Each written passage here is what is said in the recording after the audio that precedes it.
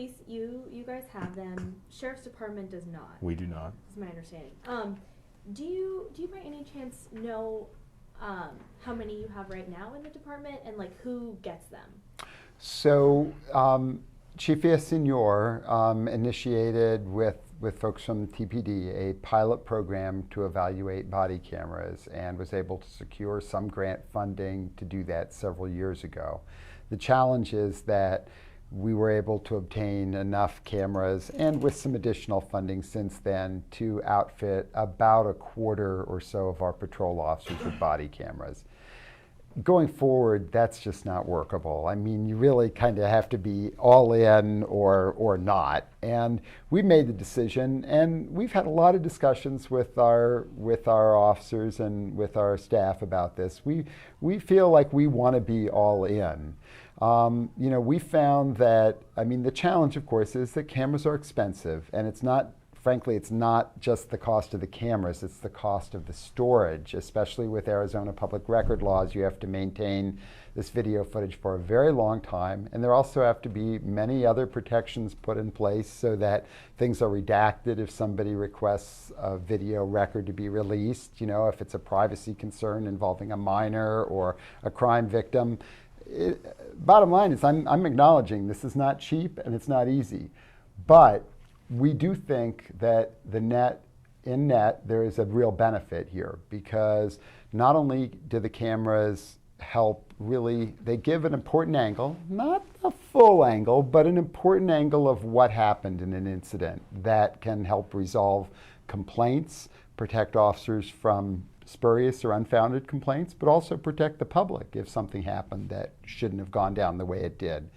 It also can be used as a training tool for officers so that we can critique an incident and figure out what went well, maybe what didn't go so well, and use that for training purposes in the future.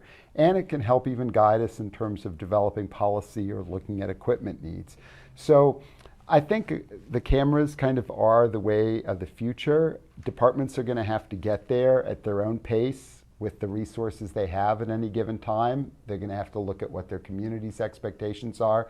I respect everybody's in a little different place on this, but I think for us in Tucson, it makes sense for us to continue to move forward with body cameras. They're not the panacea for every issue involving policing, that's for sure, but I think they can be an important tool. And at this point, we would like to move forward.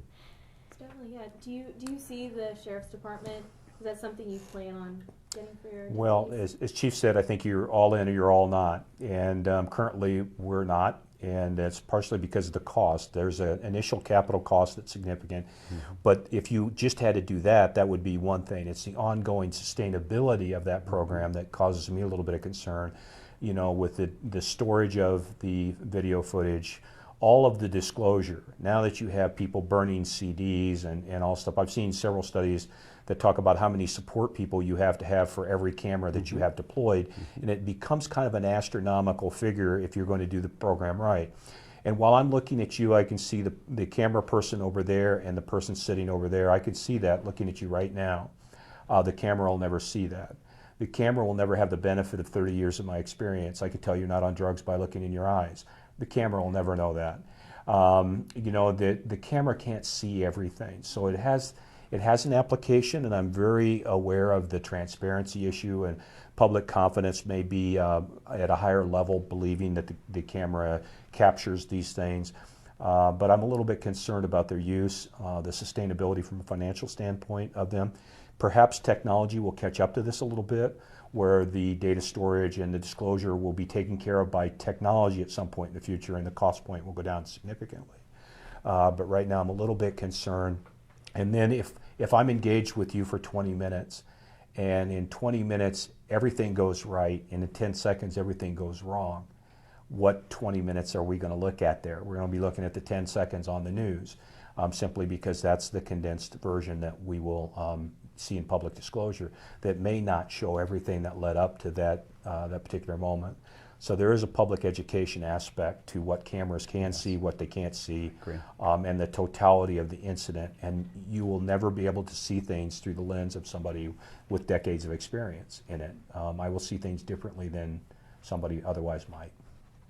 Yeah, there's no question. I actually, we probably have more agreement here than we disagree. I think there are many challenges with it, but I mean, here's the problem, I think, long term, is that frankly, everybody else has a camera.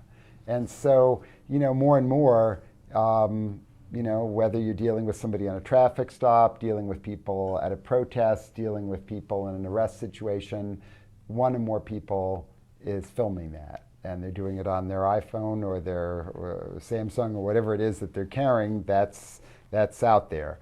I feel like, I totally agree with the point that no matter what camera is doing the filming, it's capturing a very narrow view of what's going on. You will never be able to get that full totality of it. But I think as a police agency, we're in a better position if we at least have our own record as best as possible from the officer's perspective, or at least from a portion of that perspective. I think that can help officers in a lot of situations. It can have evidence value in cases, whether it's a DUI or a domestic violence situation. There are many circumstances where having that footage can cause somebody, well, now maybe I don't want to take this to court now that I see how I actually look on camera, on the video that the police have. So I think there is value, but I totally agree. There are many challenges, there are many costs. It's almost worse in some ways to go forward. I've seen communities around the country through some of my work with the DOJ where folks, where a community decided, oh yes, we're going to outfit all our cops with cameras, we're good to go, that's that. Oh no, that's only the beginning of both the costs. You need to have good policy, you need to involve the community in that, you need to be thinking about retention, you need to be thinking about redaction. There's a lot. So you really need to go into it eyes wide open and be prepared to address some of those costs and many other issues that are out there. And I share the view, I hope technology does improve. I think so it this will. I think it will too, but we're not there yet. It's still a challenge. We're close, and let me be clear, I absolutely support the chief's initiative to outfit all officers with body cameras. He's got at least 25% foothold in that. Currently, I don't have any foothold in that arena. So we're going to wait a little bit, but the idea that cameras get officers or deputies in trouble is a fallacy. More often, by far, it gets them out of trouble. Yes.